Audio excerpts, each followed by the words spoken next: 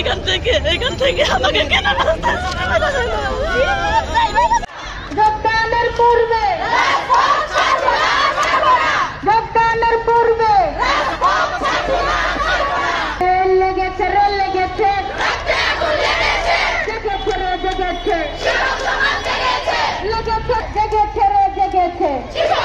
প্রধান উপদেষ্টা ডক্টর মোহাম্মদ ইউনূস স্যারকে সম্মান প্রদর্শন করে বলতে চাচ্ছি, তিনি নারীদের অধিকারের ব্যাপারে কথা বলেছেন এবং তিনি নারীদের অধিকার নিয়ে কাজ করেছেন। সেই ক্ষেত্রে আমরা আজকে অধিকার বঞ্চিত হয়েছি নারীরা। আমাদের এই প্রাথমিকে নারীদেরই হচ্ছে সর্বোচ্চ গুরুত্বপূর্ণ, কারণ একটা ছোট বাচ্চা সে মায়ের কাছে যতটা যত্নে থাকে সেই হিসেবে প্রাথমিক স্কুলে নারীদেরই গুরুত্ব দেওয়া হয়। আর সেই নারীদের গুরুত্ব আজকে আমাদের রায় বাতিল করে আমাদের নারীদের বঞ্চিত করা হয়েছে। সেই জন্য আমরা শিক্ষা উপদেষ্টা স্যারের কাছে এবং ডক্টর ইউনূস মোহাম্মদ স্যারের কাছে আমরা বলতে চাই যে আমাদের এই অধিকার ফিরিয়ে দেওয়ার জন্য। আপনারা কি রাতে ছিলেন কিনা? আজকে কতদিন যাবত অবস্থান করছেন? রায়ের পর থেকে গতকালকে 11টার পরে আমাদের রায় হয়, তারপর থেকে আমরা এখানে সারা রাত লাগাতারে অবস্থান করেছি।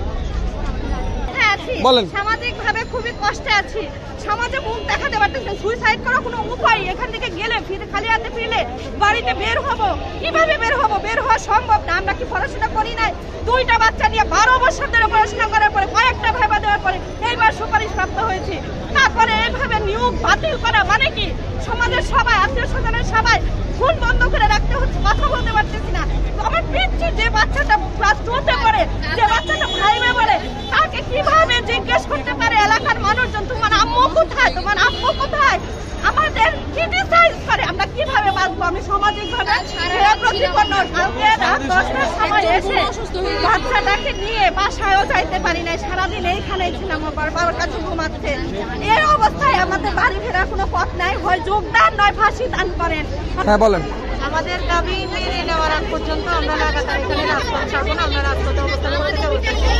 আর এই অবস্থানের পরিপ্রেক্ষিতে আমরা আমাদের জায়গা থেকে স্পষ্টভাবে একটা কথা জানাতে চাই, সেটা হচ্ছে বর্তমান অন্তর্বর্তীকালীন সরকার মাননীয় মহোদয় ডক্টর ইউনূস স্যারের কাছে আমাদের আকুলভাবে আবেদন করতেছি যে স্যার, আপনি নারীদের অধিকার পালন করেননি আর করবেন না। আমরা আশাবাদী আপনি আমাদের এই নারীদের অধিকারটা ফিরিয়ে দিন।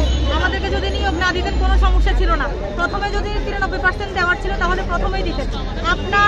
আপনার শাসনামলেই আমাদেরকে সুপারিশপ্রাপ্ত করা হয়েছে, আপনার শাসনামলেই আমাদেরকে বাতিল ঘোষণা করা হয়েছে। আমরা এই বিপর্যস্ত অবস্থায় আপনার নিকট থেকে হাত জোর করে প্রার্থনা করতেছি, আপনি আমাদের নারীদেরকে এই বিড়ম্বনা থেকে আপনি আমাদেরকে উদ্ধার করুন। আমি প্রধান উপদেষ্টার পাশাপাশি আমি প্রধান বিচারপতি বরাবর একটা রিকোয়েস্ট করবো, স্যার আপনার মা একজন শিক্ষক, আমরাও শিক্ষক হতে চাচ্ছি। আমাদেরকে এই শিক্ষক পর্যায়ে সুপারিশ প্রাপ্ত করেছেন রাষ্ট্র, আমরা জোর জবরদস্তি করিনি। আমাদেরকে যদি না করা হয়তো আমরা কোনো জোর করতাম না। এর পাশাপাশি আমি আমাদের প্রাথমিক শিক্ষক উপদেষ্টা স্যার বিধানরঞ্জন স্যারের কাছে একটা আকুল আবেদন করতে চাই, স্যার আমাদের নারীদের দিকে একটু তাকান। স্যার আমরা আপনাদের সন্তান তুল্য, আপনাদের কাছে হাত জোর করে অনুরোধ করতেছি, স্যার আমাদেরকে প্লিজ আমাদেরকে এই বিপর্যয় থেকে রক্ষা করেন। আমরা নারীরা নিতে পারতেছি না, ভোট থেকে বের হতে পারতেছি না। প্রধান উপদেষ্টা বরাবর আকুল আবেদন করতেছি। আমাদের 2টা বোন মৃত্যু সজ্জায়, 6 মাসের বাচ্চা নিয়ে কালকে সারাদিন সারা রাত এখানে অবস্থান করার পরে উনি এখন হসপিটালে, উনি অসুস্থ হয়ে গেছে। আমাদের এই অসুস্থতার দায়ভারগুলো কে নিবে স্যার? বলেন, দাবিটা বলেন। আজকে আমরা এই মাইকটা বন্ধ কর্মসূচি এবং আমাদের যে দাবি নিয়ে আজকে আমরা এই রাজপথে দাঁড়িয়েছি, আমাদের দাবি হচ্ছে যে এই সরকার আমাদেরকে সুপারিশ প্রাপ্ত করেছে 6531 জনকে প্রাথমিক শিক্ষক হিসেবে, প্রাথমিক অধিদপ্তরের সহকারী শিক্ষক হিসেবে আমাদেরকে সুপারিশ প্রাপ্ত করেছে এবং আমাদেরকে সুপারিশ প্রাপ্ত করার পর 30 জন যারা সুপারিশ প্রাপ্ত হয়নি তারা এই রেজাল্টের বিরুদ্ধে বিল করে এবং পরপর 7 থেকে 8টা শুনানি হওয়ার পর গত 6 তারিখে ফাতেমা নজির এবং মাহমুদ রাজির বেঞ্চ আমাদের এই যে সুপারিশপ্রাপ্তদের যে ফলাফল, এই ফলাফল বাতিল বলে ঘোষণা করে নতুন প্রজ্ঞাপনে ফলাফল দেওয়ার জন্য রায় দিয়েছে, যে রায় সম্পূর্ণভাবে অসাংবিধানিক এবং এই সরকার আমাদেরকে সুপারিশপ্রাপ্ত করেছে। এই সরকারের আমাদেরকে অতি দ্রুত আমাদেরকে যোগদান করতে আপনার হবে। অবস্থান কয়দিন যাবত করছেন এখানে? আমরা এখানে গতকালকে রায় পাওয়ার পর থেকে আমরা প্রথমে সচিবালয়ের সামনে অন্বেষণ করি, কিন্তু ওইখানকার পুলিশ প্রশাসন আমাদেরকে সেইখানে দাঁড়াইতে দেয়নি। তারা আমাদেরকে লাঠি এবং জল কামানের ভয় দেখিয়ে আমাদের অধিকার হরণ থেকে উচ্ছেদ করে দিয়ে আমাদেরকে এই প্রেস ক্লাবের সামনে এনে দাঁড় করিয়ে দিয়েছে। রাতে ছিলেন এখানে? এবং রাতে আমরা যতক্ষণ পর্যন্ত এই যোগদানপত্র না পাচ্ছি ততক্ষণ পর্যন্ত আমরা আমাদের এই অন্বেষণ চালিয়ে যাব। এবং রাতে ছিলেন? বিভিন্ন জেলা থেকে, এই 21টা জেলা থেকে আমার সুপারিশপ্রাপ্ত অনেক ভাই, অনেক বোন, আমরা এইখানে সারা রাত অবস্থান করেছি। আমাদের এই অমরণ অন্বেষণ যোগদানপত্র না পাওয়া পর্যন্ত বহাল থাকবে। গতকাল রায় হওয়ার পর থেকে সারা রাত এখানে ছিলাম, এখানে অবস্থান কর্মসূচি পালন করেছি। আমাদের দাবি মেনে নেওয়া না পর্যন্ত আমরা কেউ ঘরে ফিরে যাব না। আমরা দ্রুত যোগদান চাই। আমরা বাড়িতে গিয়ে আমাদের সন্তানের কাছে, মা বাবার কাছে কি জবাব দিব, আমাদের কাছে কি জবাব দিব? আমরা যদি আমাদের এখন যোগদান দিন, না হলে আমাদের জীবন নিন। আমরা আমাদের এখানে মৃত্যু হবে যদি যোগদান না হয়। আমাদের মা বাবা এসে এখান থেকে আমাদের লাশ নিয়ে যাবে, তারপরও আমরা কেউ বাড়ি ফিরে যাব না। আমরা যোগদান চাই। আমাদের মাননীয় প্রধান উপদেষ্টা স্যার বলেছেন, নারীদের এই দেশে নারীদের অধিকার যাতে লঙ্ঘন না হয়, নারীদের সাথে যাতে কোনো বৈষম্য না হয়। তাহলে আজকে কেন বলেন যতদিন পর্যন্ত যোগদান না হবে ততদিন পর্যন্ত রাজপথে থাকবো। যদি লাশ আমরা আশাহত হই তাহলে এখান থেকে লাশ যাবে, আর কিছুই না। আর রাষ্ট্রপক্ষের কাছে প্রশ্ন থাকবে। রাতে ছিলেন? হ্যাঁ, রাতে ছিলাম এবং থাকবো, আছি এবং থাকবো। হ্যাঁ বলেন। আমরা কালকে রায়ের পর থেকে এখানে অবস্থান করছি। আমরা কালকে রাত্রে আমরা এখানে অবস্থান করছি।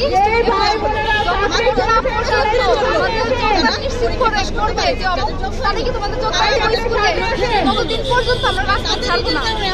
যদি আমাদের চাকরি ফিরে দিতে হয় যে নয় আমাদের গুলি করে মেরে ফেল, কিন্তু আমরা এই মানহানি নিয়ে আমরা ফিরবো না। আমাদের লাশ বাড়িতে যাবে, কিন্তু আমরা বাড়িতে যাবো না। আমাদের এই মানহানি নিয়ে আমরা সমাজে ফিরে যাই না। কেন আমাদের সুপারিশপ্রাপ্ত করলো, আর কেন এখন আমাদের হীনমন্যতার সম্মুখীন হলো? এটা আমাদের প্রশ্ন। কেন আমাদেরকে এখন এই হীনমন্যতার এখানে এনে ফেললো? হ্যাঁ, কেন সমাজে উপস্থাপন করলো? পারলো না, কি করলো? ধরতেছে কেন আপনাকে? আমরা আবার ফিরে আসলাম রাজপথে? আমি এই প্রশ্নের জবাব চাই। আমি তো কোনো এটা চাই না। আমার ফ্যামিলি জানতো না, আমার পরিবার জানতো না, ঠিক আছে। আমার সমাজ জানতো না। বুম দেখা যায়, আমার বুম দেখা যায় না। সম্মানীয় করছে। দুটাই বুম একলা কেন আমার আমার সমাজের কাছে আমাকে সম্মানীয় করে আমার কেন বোন আজকে দেখা আমাকে যায়। রাস্তায় তুলে ফেলছে? আমি এটা জানতে চাই। আমি তো রাস্তায় বেরোতে পারছি না। আমি আমার বাচ্চাদের চোখের দিকে তাকাতে পারি না। একটা মেয়ে মানুষ, একটা মেয়ে একাডেমিক পড়া শেষ করে, চাকরি করা শেষ করে, তারপর যখন এই পর্যায়ে আশা করে চাকরি পায়, একটা চাকরি পাওয়া সহজ না বাংলাদেশে। এটা সবাই জানে যে একটা মেয়ে কতটা হাত প্রতিঘাত পার করে এখানে আসতে হয়। ভাই, আমি দুইটা বাচ্চা নিয়ে আমি দুটো বাচ্চা নিয়ে আমি যে কত কষ্ট করে পড়াশোনা করছি, একমাত্র আমি আর আমার আল্লাহ জানে। আমি কত কষ্ট করে পড়াশোনা করছি। আজকে এখান থেকে আমাকে কেন রাস্তায় চলে বেড়া হলো? এটা আমরা কিনতে পারবো না। এটা আমরা মানতে পারতেছি না।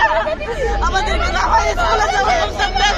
না হলে আমাদেরকে মেরে ফেলে ফেস দেন তো, ফেস দেন। আপনারা সবাই স্বতন্ত্রভাবে দাঁড়ান এবং সবাই এলোমেলো ভাবে না দাঁড়িয়ে সবাই একত্রিত হয়ে লাইনে শুভ্রভাবে দাঁড়ান। আপনাদের কাছে কৃষিকাজ অনুরোধ করা হচ্ছে এবং যারা বসে আছে তারা দাঁড়িয়ে থাকেন এবং যারা আপনার এলোমেলো ভাবে আছেন তারা সবাই সুশৃঙ্খলে দাঁড়ান। আমরা এই অবৈধ রায় মানব না, কোনো অবস্থাতে মানব না। এই রায় প্রত্যাহার করতে হবে এবং এই রায় বাতিল করতে হবে। আমরা অবৈধ রায় আমরা মানব না এবং আমরা কোনো অবস্থাতে মানব না। এটা অবশ্যই মাইকটা বন্ধ করতে বলেন তো। প্রত্যাহার করতে হবে অনতিবিলম্বে আজকের মধ্যে। আমি তো কোথায় চাকরি চাইনি, তাহলে কেন? ভাইরা বোনেরা, আমরা সবাই একটু বিক্ষিপ্ত হয়ে গেছি, সবাই খুব এখন আপনাদের দাবিটা সম্পর্কে জানতে চাই, কি চাচ্ছেন? আমাদের দাবি একটাই, আমাদেরকে 5 তারিখে যোগদান দেওয়ার কথা ছিল। আমাদেরকে নিয়োগপত্র হাতে দিল, আমাদেরকে আমরা স্কুলে যাবো, বাচ্চাদের পড়াবো। ভাই, আমরা কেন রাস্তায় থাকবো? ভাই, আমরা রাস্তায় থাকতে চাই না। আমরা যে দলে পড়াশোনা করেছি আমাদের কোনো অপরাধ চাই, আমরা স্কুলে যোগদান করতে চাই।